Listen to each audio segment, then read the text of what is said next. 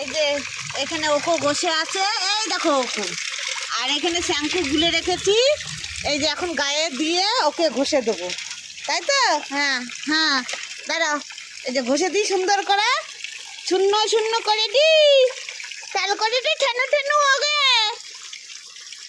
তাই তো? এই যে আমার বাবা কথা শোনে, তোমরা কি জানো?